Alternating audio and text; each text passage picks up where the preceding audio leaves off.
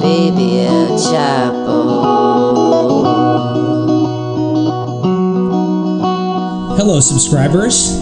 It's episode 41, and this is now the first episode, the first new episode you should be receiving on your new Grey Wolf dedicated RSS feed. So you're now getting this on directly to all your devices. Fucking A. Can we start over again? Yeah, fuck this. I'm gone. So, guys, we've listened to your complaints about the RSS feed, and the biggest thing that you guys told us was that you were not getting enough emails from Patreon. So, you are going to get at least 10 emails about this show, 10 confirming that you downloaded it, 10 confirming that you listened to it. Just emails. Also, some offers for free Alias, reverse mortgages, a lot of good stuff. Gorilla Mindset on PDF. No, but we're excited about the new RSS feed. We hope you guys like it, and it's just, a new way to bring Chapo to you, our listeners. As I said, it's episode 41. I'm Will Menaker. Joining me as always, Felix Biederman. Hello, everybody. And Matt Chrisman. Howdy, pilgrims. But also joining us this week is our good friend Alex, better known as Twitter user Lowen Option. Alex, how you doing? Good. How are you? We're doing awesome. Did I pronounce your Twitter handle correctly? I have no clue. Oh, okay. Well, I'm trying to get on this new thing where I say people's names correctly and don't mispronounce things because, professionalism. But we'll see how that goes. What a shock. Mayo Menaker only cares about pronunciation when it's the German name. I just discovered this. Well, we got a lot to discuss on today's show. But before we get into our main topic for the show, I think we should do just a little check-in on Hillary Clinton Health Watch. She died. I may not be Lana Del Rey, but I'm born to die. Chelsea's favorite actor is Kevin Bacon, but I won't be a flatliner anytime soon. The status update is that she's still dying, folks. Yeah, Hillary is absolutely dying. Hillary is going to be William Henry Harrison, and she is going to be doing Democrat voice at the inauguration. Like, she's still going to win because if you re-cuck the polls, she's up by 20 points absolutely. now. And she's going to win. She's going to be at the inauguration. She's going to be doing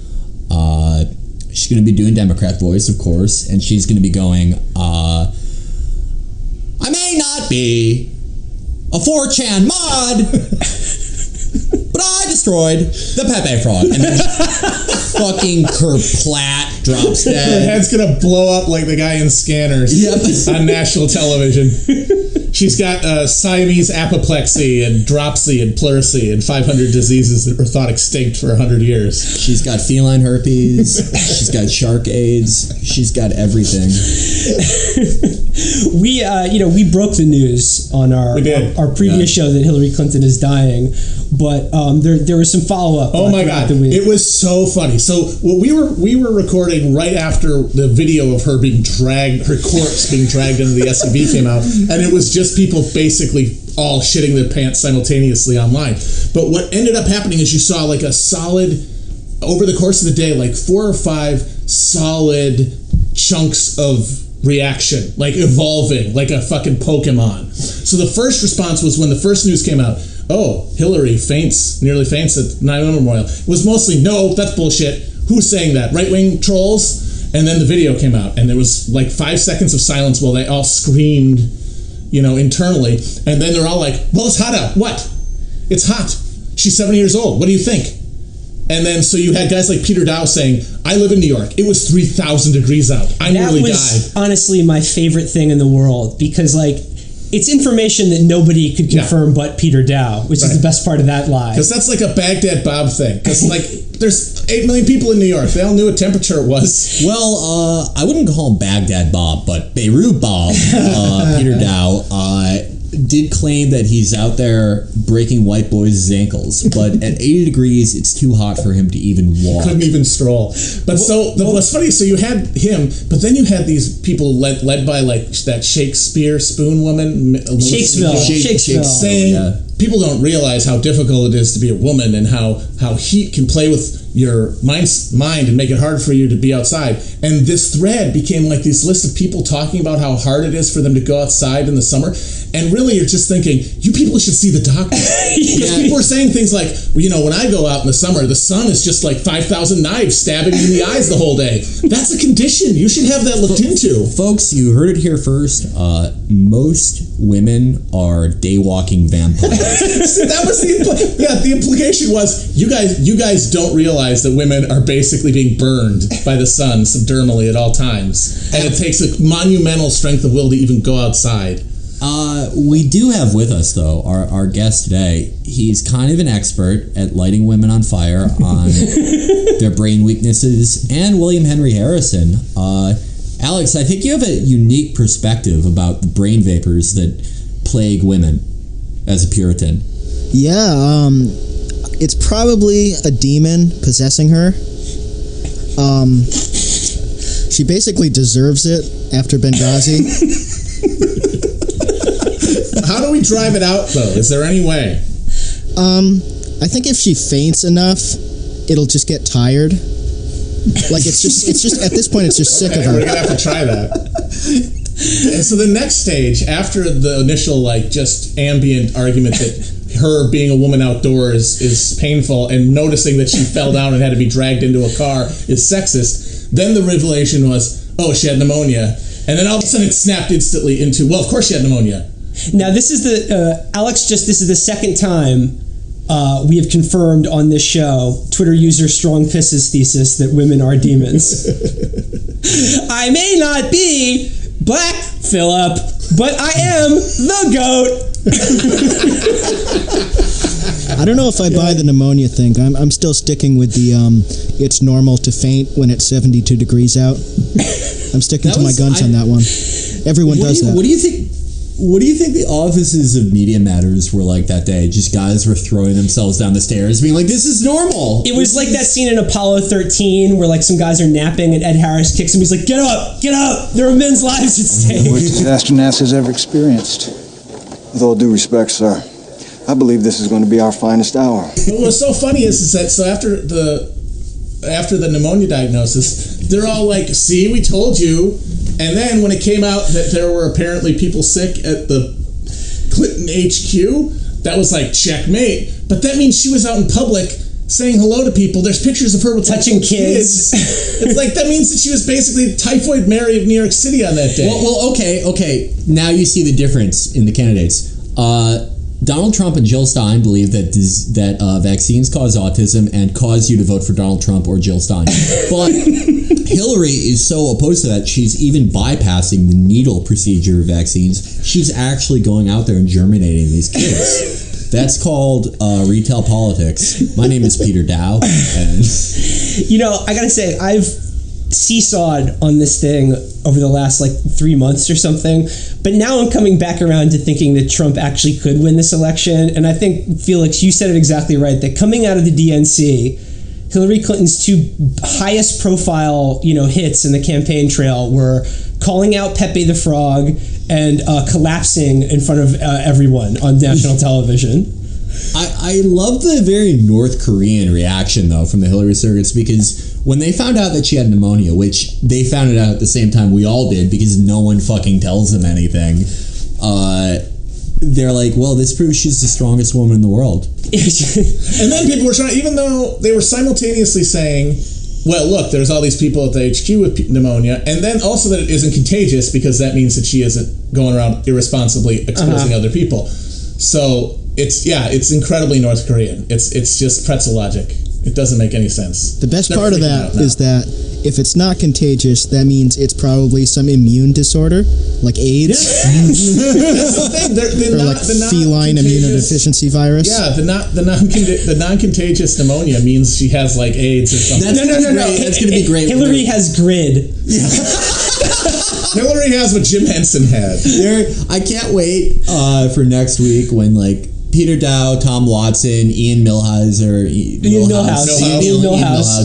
They're all like, I have AIDS. Like it's normal. Like once you turn 45, you get AIDS. You know what? Hey, if you don't have AIDS, you don't really understand the LGBT community. That's right. Yeah, it's like a roundabout way of making them ironic.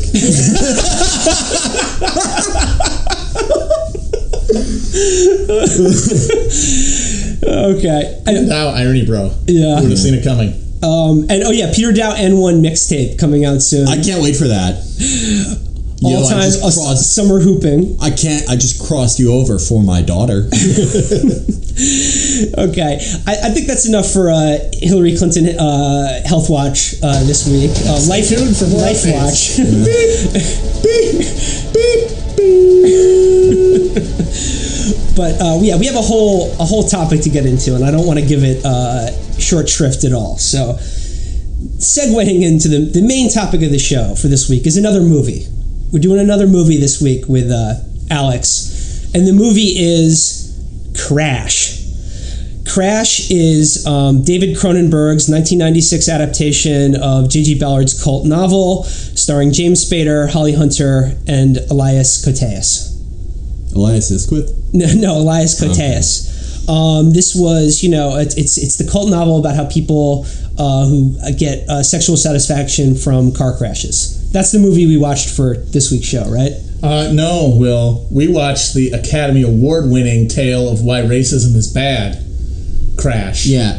Starring everyone in Hollywood. If you guys are listening to this episode, we know we've done the market research. A lot of our listeners are in that sweet spot 18 to 24-year-old demographic. So a lot of you don't know what racism is firsthand because racism ended in 2004. Yes, I'm sorry. This is in jest. This is Paul Haggis's Crash, the Oscar-winning film from 2004 that... I don't know. It's about how in America we're all just sort of bottled up inside in our own identities and prejudices, and that cuts us off from one another. But if we were just able to just sort of switch perspective and come out of ourselves a little bit, we would realize that all these prejudices we harbor are wrong, and that, for instance, if you see a cop and he molests you on one day, there's a very good chance he may save your life the next day. So really, who's the real racist? I just want to say, it's a movie about, racism and prejudice. And, people will say, oh, here are 4 white guys come to tell you about racism and break it down and critique this movie. What right do they have? And I'll say, well, that's true, but this movie was written, produced, and pitched to an audience of overwhelmingly white people. So I feel we are actually exactly the right... and awarded Academy Award by the whitest group of people in the history of the world, the Motion Picture Association of America. Yeah, they might as well... The 2004 Academy Awards, it might as well have been in the Eagle's nest. This is Crash. Oh man, what a movie this is. Is this the worst movie to ever win Best Picture, would you say? It's got some competition, certainly just in the 21st century, like The Artist in Chicago. But the thing about those is they're just really mediocre. And you wouldn't even be bothered by them if having that little Oscar emblem next to them on the poster wasn't so irritating. But this movie is genuinely vile and offensive in a way that they aren't. So I think it might be the winner. I mean, a lot of people forget what happened in the 90s because of 9/11, but Liar Liar did win Best Picture. But this may be worse. This is worse than Liar Liar. Liar Liar did more to confront race relations in America in a realistic way than Crash did. Yeah, this is what Crash is. This is a movie that's let's get real, folks. Let's get real about racism and prejudice in America. Because the real fact of it, and this is what was so baffling about everybody breaking their arm, patting themselves on the back for having watched it and been so enlightened by it, is the message is basically, well, everybody's racist, so it's okay. Right? Everyone's a racist, regardless of their race. So racism is just sort of an interpersonal problem we all have to deal with. This movie was like a $50 million version of the T-shirt that you get at Spencer's Gifts. I'm not a racist. I hate everybody equally. Now, you could say that this is the sort of typical white liberal guilt movie that does so well around award seasons that are about, issues and things like that. But I would say it's a liberal guilt movie but in a surprising way. It's a liberal guilt movie because what the movie's really about is that liberals feel guilty that all the racist shit they believe might actually be true. Yes. That's kind of the message of this movie. Should we break down the characters in this movie? Well, I was keeping a running tally as I was watching this movie of all the racial stereotypes, and I was just sort of like making note of them as they cropped up. But the first thing I want to talk about is that the opening line of this movie is nobody touches you in LA. That's true. No one in LA has ever fucked. They're all balso. And it's Don Cheadle is like, talking to himself after he's gotten in a car accident. He was rear-ended by the first racial stereotype of the movie, a Korean woman who's a bad driver. And he says in other cities like New York, you walk places and people brush up against you and it's real. But in LA, everyone's cut off from each other and they crash their cars into one another because they're just like desperate for connection. It's deep stuff.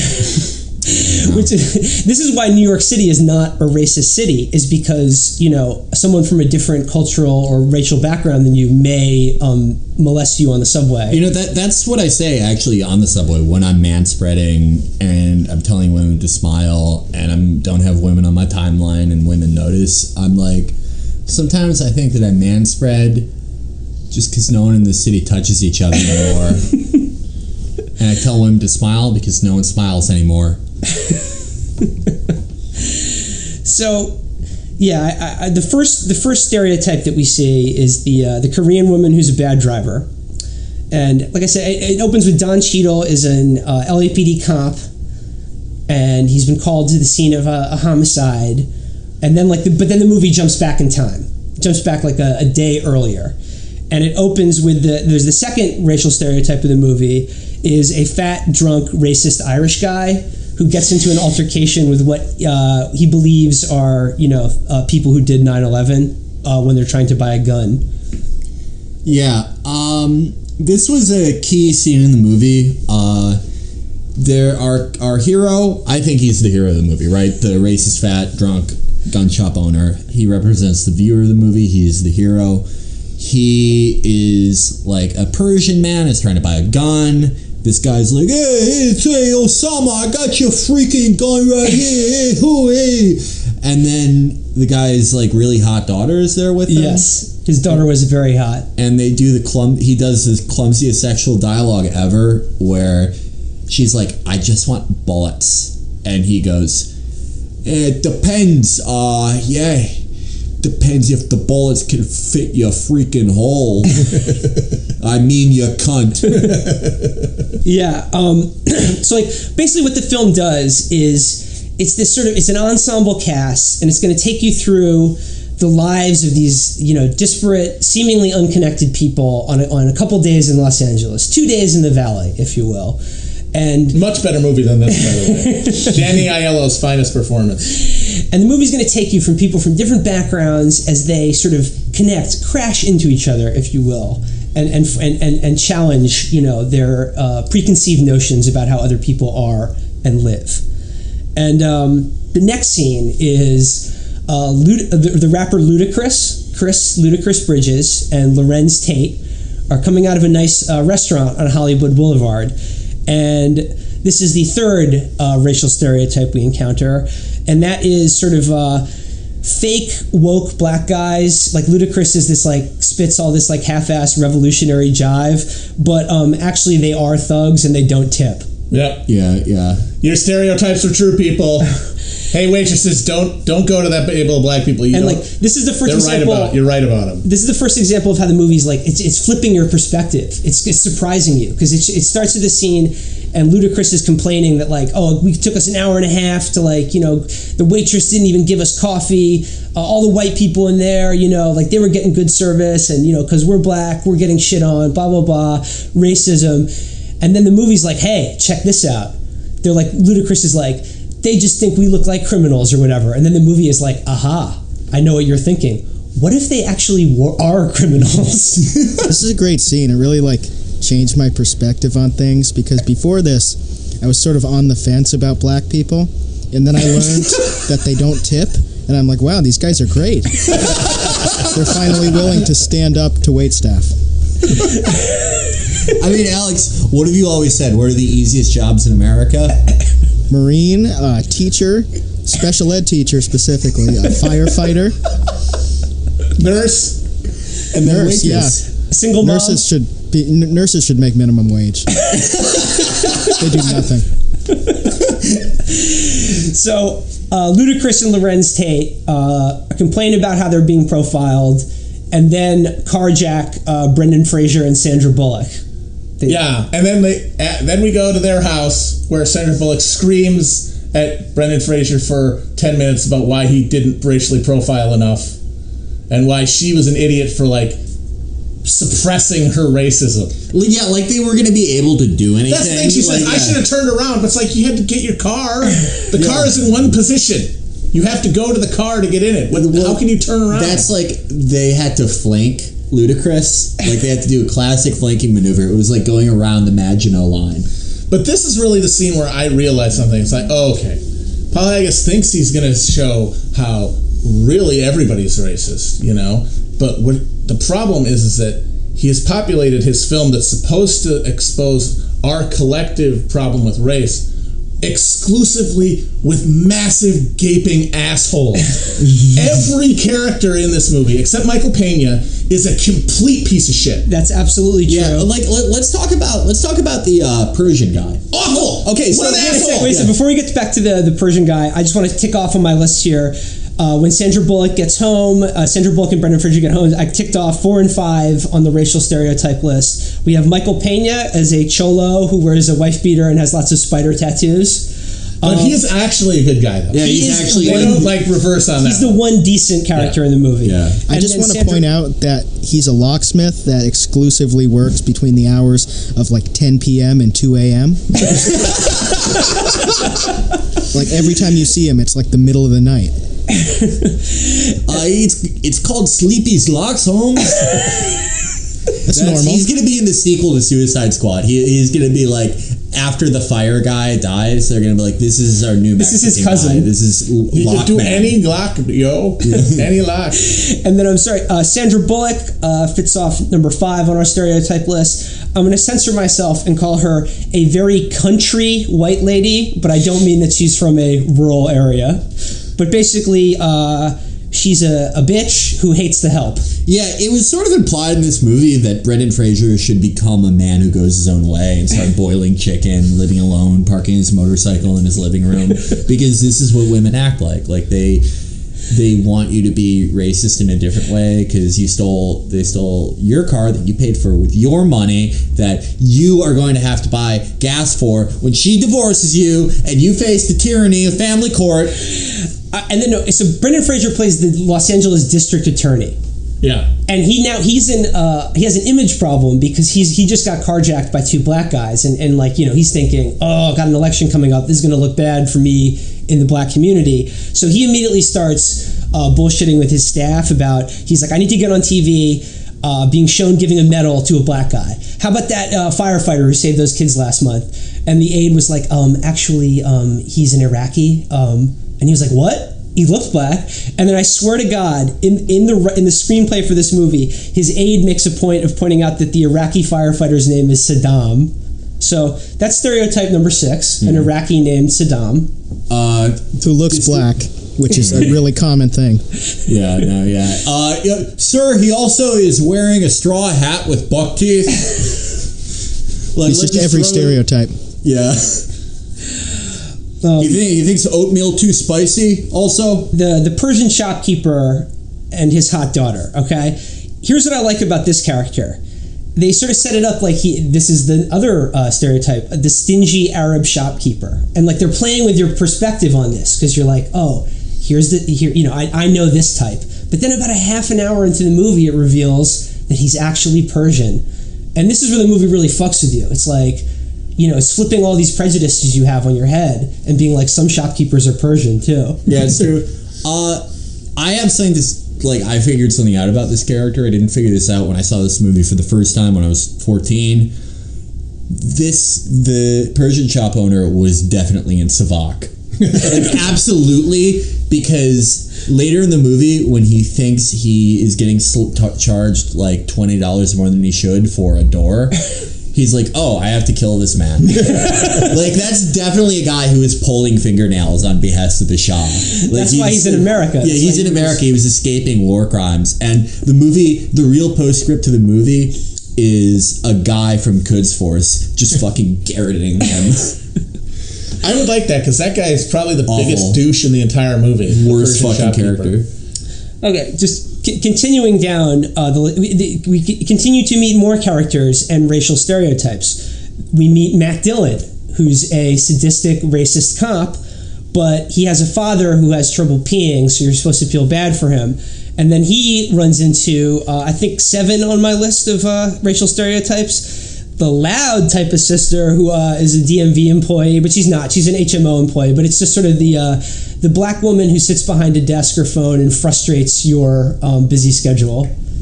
Yeah, so Matt Dillon, he has a problem. His father cannot go to the bathroom without sighing, which, like, no father in history has ever done that, so we know this is a problem.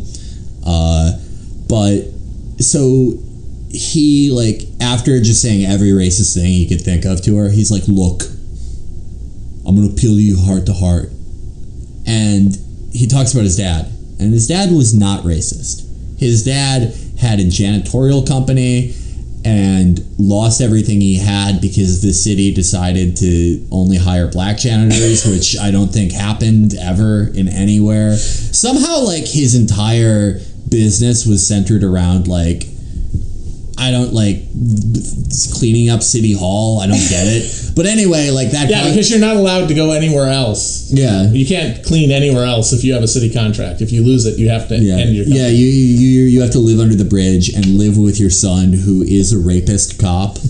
And he's, like, he has to, like, just mutter racial slurs under your breath while you, like, try to piss. Alex, I think you said the funniest, like, the thing that made me decide we needed to do this episode, what you said about this character. Yeah, that it's okay to be racist if your dad has a urinary tract infection. That's the central message of this movie that I remembered. Because I watched it when I was 14, which was 9 years ago. And this was the point where I realized that adults are all retarded. Because, like, I was 14 and I figured out how to torrent movies or whatever. So I was like, oh, I remember my parents talking about this really good movie, like Crash, and it won all the Oscars and everything. So I'm going to watch a grown-up movie and be sophisticated. And I watched it, and I was like, this fucking sucks. This is horrible. And that's when I realized, like, you know, society is just messed up, and, like, everyone else is crazy except me. Yeah, and that's ever since then I have had a really fucked up outlook on life. Yeah, Alex is, you know, we've known each other before.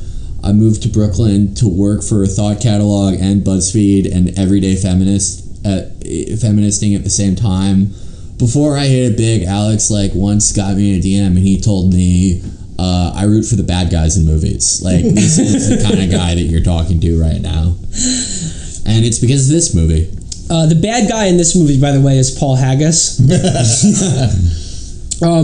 So yeah, then we get to the scene that, you know, was one of the most harrowing scene in this movie, where Terrence Howard and Thandie Newton are sort of like the you know, upper class kind of bougie black couple. I just want to stop you right there. The most harrowing scene is when the racist dad can't piss. Yeah. That's like, let's just get that straight. When he's sitting on the toilet and, like, the door's open because he doesn't shut the door when he's, like, pissing, and when he's sitting down pissing, and his son's just walking around and, like, listening to him piss and stuff. That's the most harrowing scene. Okay, the second most harrowing scene it takes place when Matt Dillon is out on patrol, you know, looking for some people to be racist to. Oh, Matt Dillon's partner is played by Ryan Philippe, who's sort of the young, fresh-eyed, you know, do-gooder cop who, like, you know, hasn't had his liberal illusions beaten out of him yet. He still naively thinks that racism is bad. Yeah, he's like... He's a millennial piece of shit. Yeah, he's a bitch. Like the scene where the racist cop confronts him, and he's like, "You'll learn how it is when you're out there in a few years. Like sometimes you have to like sexually assault somebody for no reason." Yeah, what happens is Matt Dillon catches a glimpse of Terrence Howard's SUV, like I don't know, fails to signal, and he catches a glimpse of Thandie Newton giving some roadhead to her husband on a drive home from probably a fancy restaurant or something like that, and this is like red to a bull. He's like, I cannot abide this happening on my watch. Yeah, he's on some Mark Furman shit. Yeah, he's on some Mark Furman shit because he's like, my dad, an honest white man, can't even get piss out of his dick without squeezing my arm for 4 hours straight. And this fucking black guy is coming just happily while he drives. Has the world gone mad? Not in my America. So he pulls him over, and and then Terrence Howard is like, he's like, oh God, please don't kill me. But of course his wife decides to mouth off and give Matt Dillon an opportunity to frisk her in an incredibly inappropriate way in front of him. It's very like Bad Lieutenant or Straw Dogs. This scene is kind of about like Terrence Howard is revealed to his wife as a weakling. He's a cuck. He lets another man just like assault his wife basically and doesn't say shit. That's how transgressive this movie is. It's a black guy being cucked by a white guy. Ooh, very open-minded. Holy shit. Well, this stereotype blown. This movie takes your stereotypes and prejudices and they flip them on. It's just like they show you a stereotype or a prejudice only to subvert them later. So they're like, that stingy Arab shopkeeper, he's actually Persian. Somewhere out there's like a black nationalist alt-right where they just get mad about being cucked by white guys. And it was solely inspired by this movie. Isn't that Hotep? Isn't like this movie is where Hotep came from. Dude, Ludacris is kind of a Hotep. Yeah, he's a little bit. Ludacris is very Hotep-y, and I want to talk about the scenes, the dialogue between Lorenz Tate and Ludacris when they're like fleeing in the stolen car. And Ludacris is being like, trying to tell him that rap music is like oppressing black people or something. The FBI it has too many N-words in it. So that it was no longer revolutionary. Yeah, all Ludacris's dialogue was like written by Steven Crowder. Like this is what Steven Crowder thinks black people just talk about all the time. Then the other guy starts talking about how actually country music is as good or better than rap music, which is something that all black people talk about all the time. Yeah. This is like the only thing black. That's how you know that Terrence Howard and his wife, like that they were outside of the rest of black society, because every other black person just like, there's one friend who thinks that they invented rap music to oppress black people, and then one friend who's like, actually, it's as good as country, and those are the only things that black people talk about. I just want to talk about in that scene, they're like, this very authentic dialogue of how two black people converse with each other. While they're yelling and jiving with one another, they run over a Korean man with their car. Can we talk about the realistic dialogue for a second? Because you know what that dialogue reminded me of? It reminded me of when there's like a shitty pile-on of people on Twitter, and like they're trying to roast some guy's shoe or something, and it's all hey yo fam, shoes look like fam yo. Shoes look like Ronald McDonald AF though. That's exactly what it was. They got those people to write all of Ludacris's lines in this movie. But back to the Chinese guy. A Korean guy. See, we're being He's Korean. Yeah, he's Korean. Shit. That's another stereotype that Korean men constantly get hit by cars. They just can't stop doing it. They love it. Oh man. So yeah, this is what's so fucked up. I mean, like in trying to recap this movie, it's so hard because there's really no plot. No, it's just like it introduces a bunch of people. And then just like some shit happens to them, but like nothing is really resolved in any way. The weird thing is that this is a movie that's generally bunched into that weird subgenre that emerged around this time, the turn of the millennium of divergent plots of people coming together. But they really don't. They it's basically like Matt Dillon does the molestation, And then later on, he saves Thandie Newton from a car crash. Oh, see, racists can save lives too. But like the guy thinks that Michael Pena fucked up his door, then tries to kill him. It's like it's like 2 scenes basically. They set up a relationship and then they go back to it, and that's it. And then none of the other ones come together at all. Like it's very derivative of sort of like these ensemble LA movies, like Robert Altman's Shortcuts or Magnolia or something like that. And even it has that hokey thing at the end where it snows on Christmas in LA. Yeah. Which is like a definite ripoff of the earthquake at the end of Shortcuts and the frogs in Magnolia. And let's not forget the greatest, hold on a minute, the greatest ensemble LA film ever made, Volcano. Yeah. Which also ends with a giant snowstorm of ash, and then Volcano is better than Crash in a million ways, and one of them is it's a better movie about racism. It's true. There's a subplot in Volcano about this racist cop and this gangbanger who he's trying to arrest right when the volcano goes off, and then they have to like let him go so they can all fight the volcano together. And at the end of the movie, when the volcano's been stopped and there's a huge plume of this ash in the air and it's landing on everyone, this little kid who's in Tommy Lee Jones's arms because he just saved his life looks around because everybody's covered in the ash and he goes, they're the same. Everyone looks the same. Wow. Yeah, and that's a better statement about racism. I mean, that's like people got mad at me at the office when I was like, we should all put on blackface to show that we're all the same, but like that's the same thing. I have a work that this movie reminded me of though, that isn't Volcano or anything else or any of these classic LA movies. You know what it reminded me of? Dragon Ball Z.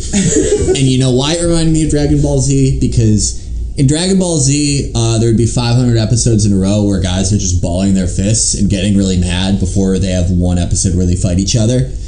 And that was like this movie for racism.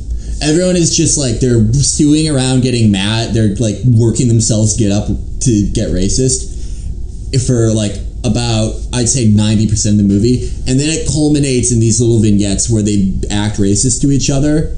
But it's all very anticlimactic, like Dragon Ball Z. This is the Dragon Ball Z of racism. To me, it felt more like Seinfeld, but like it felt like if Matt Stone and Trey Parker guest wrote an episode of Seinfeld, and it was very heavy and Kramer, but it was racist Kramer, like his famous N-word bit from his stand-up. Racist Kramer is every character. Yeah. Yeah. Like I said, I was trying to think how to recap this movie, and I'm trying to think about the structure of it, and it's very odd. And like I said, the first half of the movie, I was ticking off my list of all the sort of racial stereotypes that they introduce, and then at this kind of turning point, they turn it around and they're gonna like show you how it's different. I think the real message of the movie is that like stereotypes are true, but just not in the way that you think they are, you know. And the turning point of the movie is, as Matt said, the scene where Matt Dillon saves Thandie Newton from a burning car. And let's talk about that scene, actually. A lot going on. It's really fucked up. They shoot that scene. Like, okay, the car is flipped over. There's gas everywhere. It's going to ignite at any moment. Matt Dillon is the first officer on scene. He's like, trying to crawl in the window of the SUV going, ma'am, can you hear me? Are you okay? Ma'am, we have to get you out of the car. And then like he's basically like on top of her. And she realizes the guy who not 24 hours ago like felt her ass and minge in front of her husband. And she starts screaming. She's like, no, don't touch me. Get away from me. No. And then like Matt Dillon is just like, lady, stop freaking out. You're being crazy right now. You're going to die. Yeah, she's on the freaking rag. Paul Haggis, he shoots this scene. And like when Thandie Newton finally sort of submits in a way, he shoots this scene like they're having sex. It's in a close-up of both of their faces, and you see her face on top of his, and they're sort of like that awkward moment when you're trying to like stay in, you know? And it's like this huge buildup and then release of like the mushroom cloud of gasoline flames when the car finally goes up. And the slow motion as he leads her out of the car and the swelling opera music. There's opera music in the background. The whole scene is very orgasmic. What the point of that is, it's like every one of those right-wing Facebook memes where it's like, oh, you don't like the cops? Well, good luck when your car gets stolen or something. It's like, oh, you think cops shouldn't be racist and sexual assault you? Well, then who's going to pull you out of that burning car? Sorry, Black Lives Matter. getting mad because the cop molested your wife? Well, what are you going to do when you need him? This is like when Bill Clinton was like, you know where Black Lives Matter? Africa. Yeah. It was like the rapist cop is like, you know where Black Lives Matter? Not when I'm sexually assaulting them, but when they're about to be exploded. That's when it counts. The great thing about that scene is that the only thing the guy does is like unbuckle her seatbelt. Like he could have just unbuckled. Anyone could have done it. It was like even like bitch ass liberal ass Ryan Philippe could have done that. But I think that was implied. It was like he's the only one with the courage to go into the car and unbuckle the seatbelt because he's racist. Like racism has given him courage. No, Ryan Philippe. The movie strongly implies that Ryan Philippe's character would not have been a good enough cop to save that woman's life because of his non-racism. Yeah, he's not. He's like Ryan Philippe is like, what? Wait, were you saying that black people can't survive a gasoline explosion? She's fine. This is the bigotry, soft bigotry of low expectations. Okay. And then Matt Dillon is like, no, they can't. They're too weak. Yeah, he's speaking over a woman of color. All throughout that scene, though, like I was just laughing because I was reimagining it as if like he goes in the car and then he just does it again. He just starts feeling her up again, and they both blow up because he just can't stop. Maybe that's problematic. I apologize. That's extremely problematic, Alex. I know I said at the beginning that this had potential to be our most problematic show ever, but that wasn't a challenge. Wow. Some guys just bring their A game every fucking time. But this movie is problematic AF though. Just Holy shit. Okay, here's the thing. Think about like the way it's set up at the beginning of the movie. Like who you think that your sympathies are gonna lie with versus where it ends up, and like it's just the opposite of the normal kind of like that's good liberal art. Message movie. That's good art. It challenges you. Because let's talk about Ryan Philippe's character. He's set up as the good cop who is disgusted by seeing his partner sexually assault a woman and his just general violence and corruption. I'm assuming. By the end of the movie, he straight up kills Lorenz Tate for no reason. He racially profiles him and then kills him. Yeah, that was like, you know, my favorite Facebook memes are the ones where it's like somebody with tattoos and it's like, people judge me because of my tattoos, but I actually I have adopted 20 kids with terminal cancer and I do Toys for Tots and I'm always donating money to bullying. That's like, this is the same thing because it's like people judge me because I'm a racist sexual predator, but I actually say Black Lives. And you know what? The biggest hypocrites are the people who say they're not racist but end up shooting black people to death for no reason. And you're like, holy shit, I never thought about that, dude. You're so right. I'm never going to judge somebody's racism by their own exterior racism. Do you remember anymore. what kicks off the altercation? He's picked him up hitchhiking, right?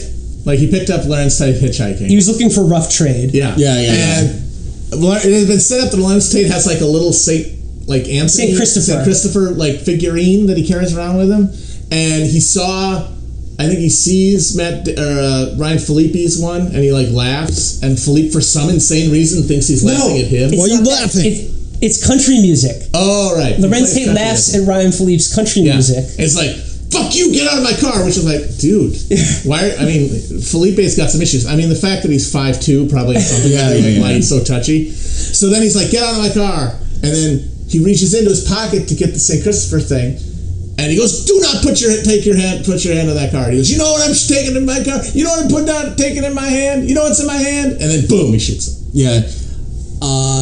Just goes to show you, when you are cruising around the outskirts of LA, like looking to get deep dicked by a hitchhiker, like that's when your racism comes out. I think this scene is sort of misinterpreted by a lot of people because I think that Lorenz Tate, that's how I hear it, I'm sorry. I think he deserves it for two reasons. One, he has, he's doing Catholic idolatry.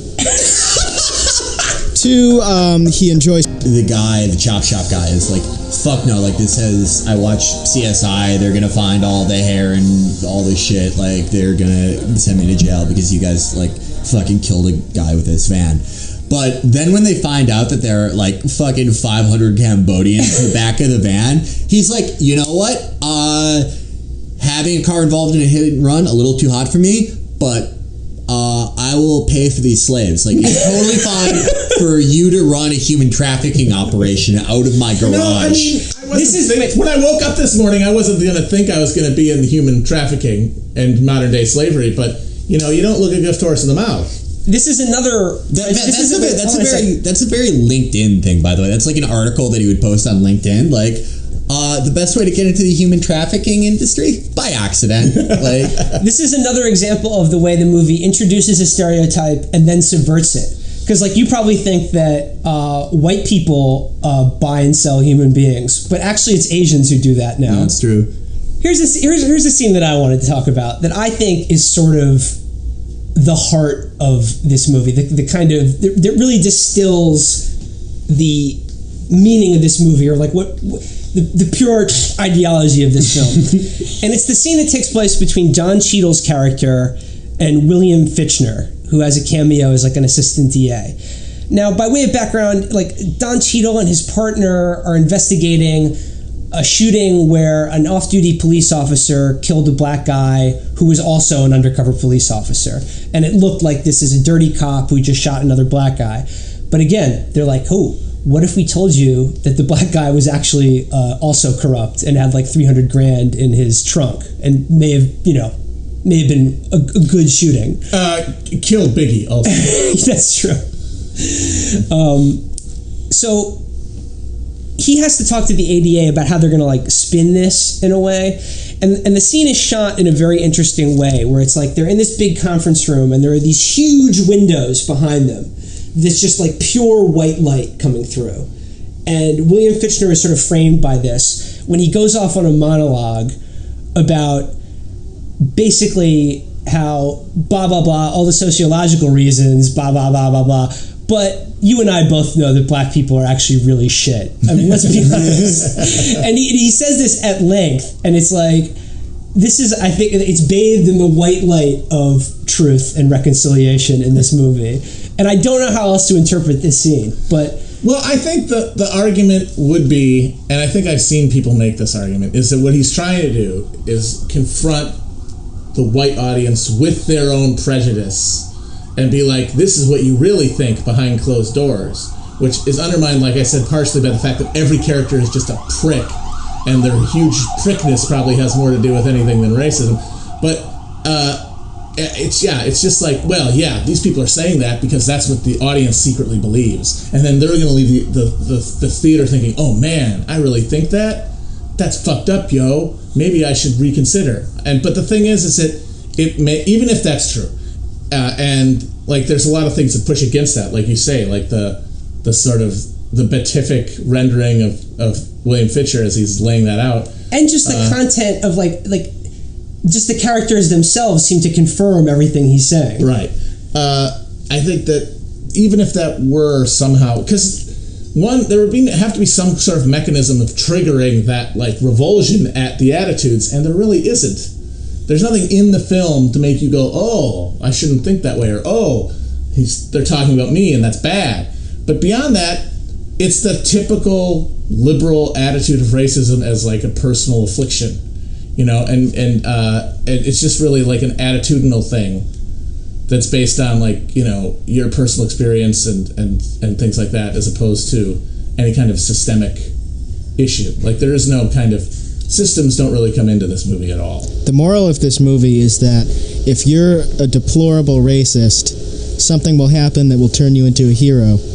And if you're not racist, you will become racist and you will kill someone. It's really true. It's that kind of thing that, like, all the fake woke Hollywood movies that try to be challenging always end up falling into the same spot of saying, well, everyone's fucked up.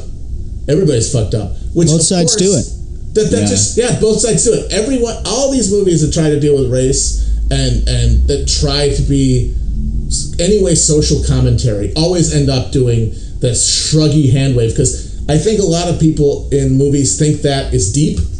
Like, if you implicate everybody, you're somehow really deep, but really all you're doing is you're not doing anything. If it's everybody, if it's everything, then it's nothing. And what was the point? Like that movie Money Monster that came out earlier this year. Didn't see it. It's the shitty movie about like George Clooney is like sort of Jim Cramer, and he gets held hostage by this guy who lost all his money to the dang crooked stock market.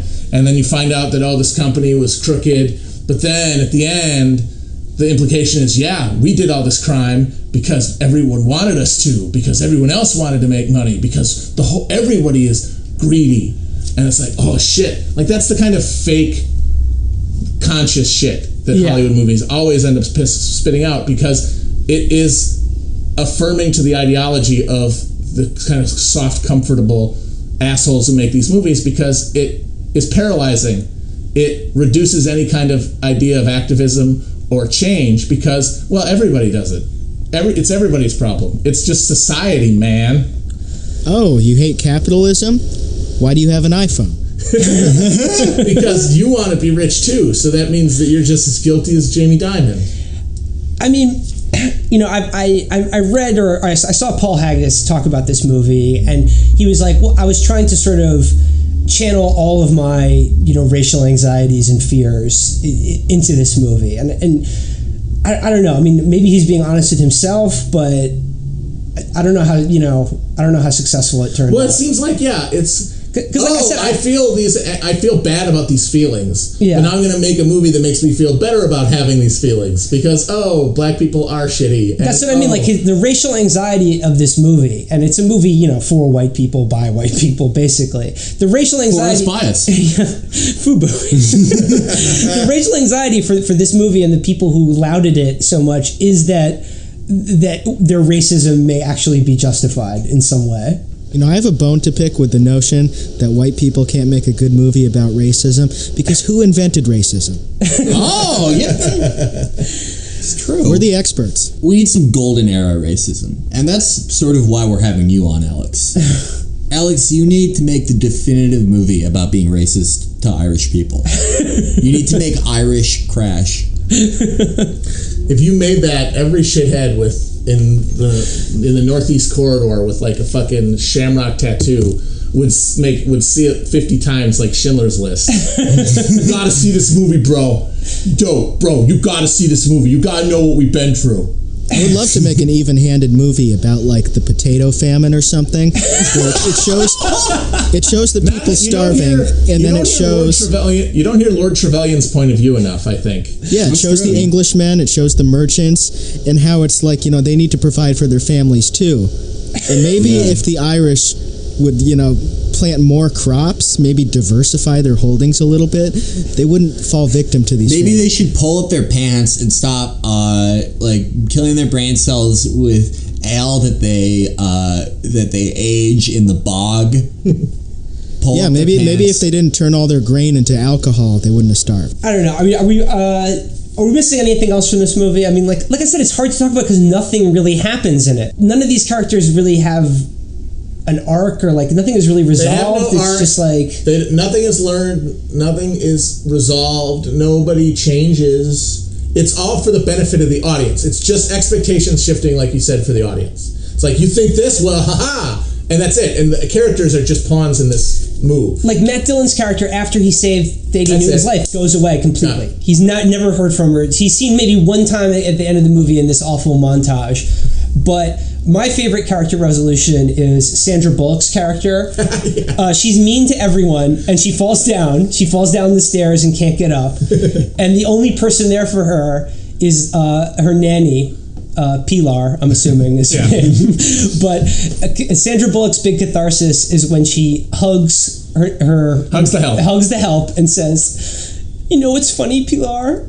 You, a Mexican woman of low station, are actually my only real friend."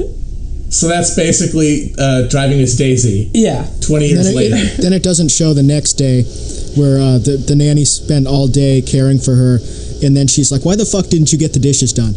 Yeah. That said, racism is over. Racism, umpire doing the safe sign, is over after Crash. Wait, I mean, here's what I want to ask. Okay, we mentioned this movie came out in 2004. In my opinion, at the height of the savagery of the George W. Bush administration. What do you think this movie says about the early aughts in America and like what I think regard as the golden age of George W. Bush? Oh boy. This was kind of like the Casablanca of the Bush years. The Bush era for Hollywood was really this like, it was like a long crack up, sort of a nervous breakdown among Hollywood liberals about how they were going to be relevant, because like they were all horrified by what Bush was doing. You know, in the abstract, of course, it didn't actually affect them, but they all felt like they had to do something. But they're all constrained by both their station in life and their sort of, you know, very narrow cultural window, and the fact that most of them are pretty dumb, and they have basically, you know, non-existent milquetoast politics. And so, but they had to, so you had shit like Lambs for Lions, that Robert Redford movie. Oh, right. Where it's just like Tom Cruise like trying to convince Meryl Streep that Iraq was a good idea. Oh, and then Paul Haggis crashed in the Valley of Ella. Yeah. All these like anguish movies where the whole point is like, wow, you know, war, people think it's good, but actually it's really bad and people are hurt in it. But it's of course always through the lens of the troops, right? Yeah. Like, and that was like, if the only movies, by the way, that they made in the 90s besides Liar Liar were movies where either a white person and a black person would do some sort of Freaky Friday thing and switch places. Not like that was Glory. Yeah. Wow. Or movies where there is a bizarrely placed scene that has never happened in history, where a white character will apologize to a black character just for general racism existing. And if that was the 90s, that was sort of our insanity of the 90s, then the 2000s was a lot of movies about troops who become jaded and go, why am I fighting? There was Stop Loss with Ryan Philippe and Channing Tatum. Green Zone. Here's what's interesting to me is like I feel like there was a delayed fuse, because after 9/11 we really didn't get the big glut of insanely jingoistic war propaganda, because there was all these. Yeah, because the libs were ambiguous about it, and they didn't want to make that, so it was all sublimated, and like action movies like dealt with it, but all through a different lens. Like, say for example, War of the Worlds, which is about 9/11, but like allegorically. Or like Jason Bourne was like the big action franchise, but he was sort of like a woke action. It was exactly because there was this Hollywood abhorrence at Bush, but through this really like milquetoast liberal prism that has no real point of view. Liberals didn't come out against the war until Billy Crystal, during the jazz band performance, said, "Mr. Bush, why don't you stop that war for one day? Come roll Bill Nolan." I would say that almost every movie that Hollywood put out that touched on American foreign policy after 9/11 can be symbolized by the form of Susan Sarandon at the 2003 Oscars, right when we were bombing Iraq at the beginning of the war, coming out to announce one of the awards and doing the peace sign at hip level. I don't know if you guys remember. Yeah. She came out and she went like, peace, and then that was it. Those were those movies. Just sort of these gentle flailings, because, you know, I want to say the war is bad, but I don't want them to think I don't love the troops. I'll make it about the troops. And so we fetishize the troops. Like, that ends up with making fucking American Sniper. You know, like, once you create these parameters, you're kind of stuck with them. The only good one, and people can argue with this, and I'll argue with them, the only good war movie from the Bush years that really dealt with the implications of 9/11 and its aftermath is Syriana. Reign Over Me. No, Syriana is a fucking great movie. Yes, thank you. I actually thought you were going to say a different one. The movie that really did deal with this issues, a little movie called Loose Change. So I don't know. I do have to say I feel like I don't like his movies, but when I see him interviewed, I find myself sort of liking Paul Haggis. I don't know. Maybe that's just me. Maybe it's because he was honest about being brainwashed by Scientology. Yeah, I do kind of like that about him. Yeah, but see here, I'm kind of a dick, I guess, because for me, if you were dumb enough to get brainwashed for Scientology for 30 years, I'm like, what the fuck is wrong with you? It's nice that you realize that, but why the hell did it take you that long? Don't you like show up for the first day and like, oh, okay, yeah. Give a fake name and they get the fuck out of there. I'm sorry. But no, they don't tell you the really insane shit until you're like 100 grand deep. Strap you in a fucking e-meter and we're gonna audit your emotions and stuff. His problem was that he hadn't seen the South Park episode. Isn't that what we love about... This is what I love about my actors and my movie people. I want them to be stupid as fuck. I love it when Jared Leto gets up there and he's like, yo, everybody, let's put it together for everybody in Ukraine and Arab right now. I love it when Fernando Valenzuelans everywhere. I love it when Adrian Grenier is like, how come we go through more straws than cancer treatments for kids in a day? Like, I love that shit. And I love that Paul Haggis was probably a Scientologist until Bill Maher was like, new rule. If your religion has a copyright, it's not a religion. That's what snapped him out of it. I got one question for you guys, though. How can mirrors be real if our eyes aren't real? Dude, Jaden Smith is... I want all of them... They all are as stupid as Jaden Smith. Yes. Like, really, most actors are. Yes. It's only Jaden Smith and Mark Ruffalo and Jared Leto are brave enough to just be stupid as fuck. Like, courageously stupid. Let's not forget James Woods. Yeah. No, but he's the flip dark side, yeah. They're all just thundering idiots with different inflections and political attitudes. Why didn't James Woods get a cameo in this movie as a racist guy? I'm gonna stay here, Harvey. What? Please. Perfect. Fuck. Okay, stay here and get butt fucked by 12 Neanderthals, bitch. It's funny is that he was in White House Down. Playing himself. Yeah. And like that whole movie is like a Unite Blue fantasy of Obama. I've said before, White House Down is MSNBC, the motion picture. It is. Yeah. And there's a scene at the end after they've defeated this like neocon insurgency to assassinate him and have him take over. Basically, Gamergate attacks the White House. Yeah, and the defense industry, which is like every like lazy Hollywood liberal who doesn't really understand. Oh, you know, the military. I saw that one like clip from Eisenhower, so I have a analysis of American political economy. He was one of the good ones. Yeah. Yeah. But like they're on the helicopter, and Maggie Gyllenhaal says to him, all the countries are behind your peace plan, Mr. President. It's like, oh yay! And that's how it works. That's how it works. All the countries. The president's friend is like, everyone likes Russia, buddy. China, Israel. I like they did a straw poll. Yeah. I like how at the end of the movie, the Obama stand-in dyes his hair purple and pretends to make video games. But like, why was James Woods like read that script? He had to know.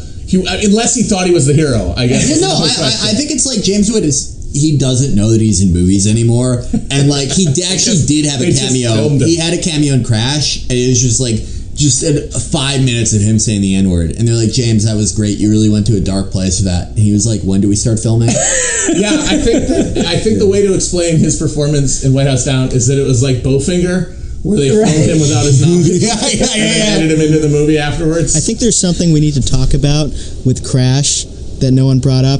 It's that in the scene where the Persian guy, he gets mad, he thinks that the Mexican locksmith guy gave a tip to his gang to go rob his store, and then he takes a gun, he goes to the guy's house, he tries to shoot the guy's kid, and then because the racist gun shop owner gave the woman blanks to own her, he doesn't actually kill the kid. And of course, no one calls the cops on him, that he just wanted to kill a kid.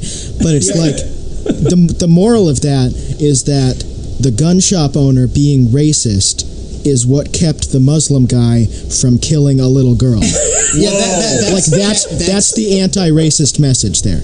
That's checks and balances. I mean, the only way to stop a racist with a gun is a racist with a gun shop. I have to say that fucking shop owner guy, Like, I watched the movie, obviously, from the remove of irony, trying to see what was stupid about it and make fun of. But, like, when he's talking to Michael Pena, and Michael Pena's trying to explain to him that he could fix the lock, but the door is broken, and he won't have a secure thing until someone fixes the door. No, my friend, you cheat me. It's like, I wanted to murder him. Like, I was actually, I was invested in the characters at that moment. I wanted to reach to the screen and kill him.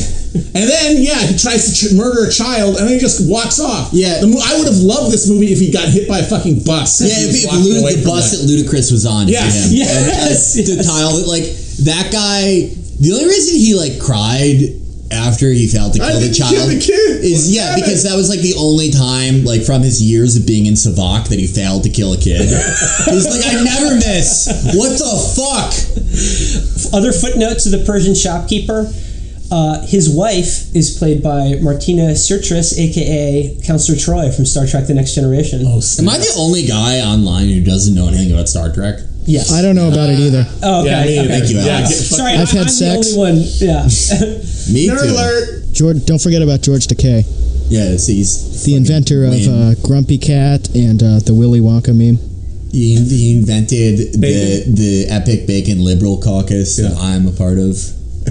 So, guys, do you think that we did it? We solved racism? Once again, if people have forgotten this movie. We did something with racism. Yeah, we did something racism related. People forgot this movie, and that's why racism is coming back. And we, by reminding them about it, are banishing it again.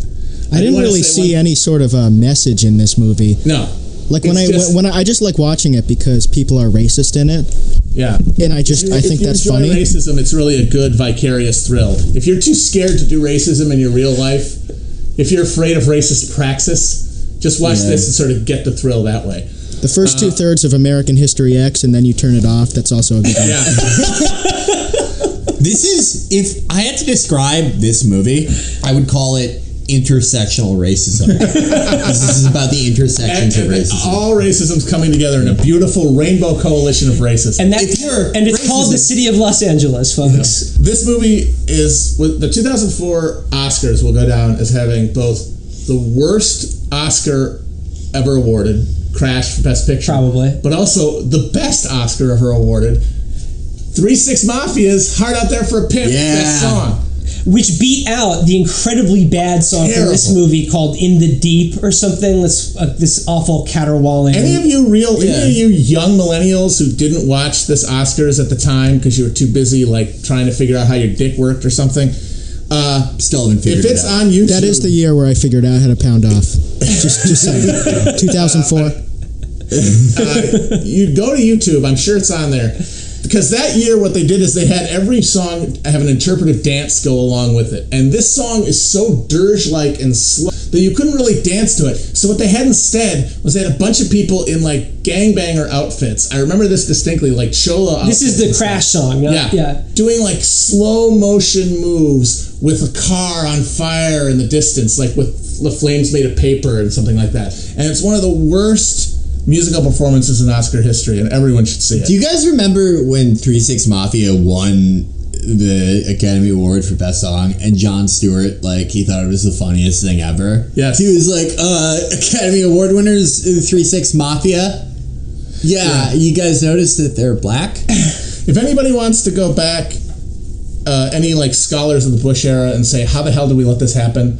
Just remind yourselves that in 2004, his re-election year, the Oscars were hosted by Jon Stewart, and Best Picture went to Crash. That's why we let that shit happen. I mean, I was also 14 when I saw Fahrenheit 9/11 with my mom. I think she like let me like take off of school to watch Fahrenheit 9/11 with her, and I was walking out with her, and I was like, "That did it. Like, goodbye, Mr. Bush." Like, you I had that exact same feeling. Like, he can't come back from this. I was in a theater in like suburban Milwaukee, very full, and at the very end of it, people clapped, like the audience actually applauded, and I'm like, "That's it, showtime. Show's over, buddy. Pack your shit." Man, that's another movie that I imagine does not hold up well. No. I haven't seen it in a while, but from what I remember, it does not. Like, for just as one example that comes to mind, Michael Moore wants to sort of talk about the restraint of civil liberties after 9/11, and he does it by talking to some like granola dickhead who like got questioned at his gym or something because he put something online, you know, and that was it. As opposed to, you know, indefinite detention and like, on moped and stuff like that. It's like some dickhead with a fucking ponytail and a recumbent bike got mildly questioned by an FBI agent. I mean, that was like, I still, like the end of that movie is when he did the best part, when it was like the kids in Flint playing basketball with a fucking milk crate, and then they're swearing into the Marines, and it's keep on rocking in the free world. Like, that was Michael Moore doing the best, like, emotional manipulation shit he does, but everything else, it was like, George Bush kept us safe in the Texas Air National Guard while John Kerry was protecting our freedom in Vietnam. Thank you. Okay. It was a very, very, very, very, very dumb time. Yeah. And I can't wait to have a professorship devoted to teaching it to. I will be Matt is going to be the head of the Bush Studies Department at King Fahd University in Riyadh. Oh my God, this reminds me. Actually, someone DM'd me the other day asking if we have transcripts of our show available because he wants to teach it in his college course. He wants to have us talking about movies and show his students how to like properly analyze and discuss film. And I told him no. Sorry. Yeah, no, fuck you. Yeah. If you can't listen, like, if you have a hearing impairment, like, fuck you. This is not how we intended our art to be enjoyed. But I think we covered all our bases, guys. We more than covered it. That's Crash, folks. Oh, yeah. One last thing. From my friend, you know who you are, who had a bad day today. Everything's looking up. I hope you have a good one. Wait, hold on. One last thing. Live September 24th at Genius Headquarters. Chapo, Digcast. Tickets available. Live. Get them. Tickets available now. They're going like hotcakes, folks. Bye. Soon, Lynn.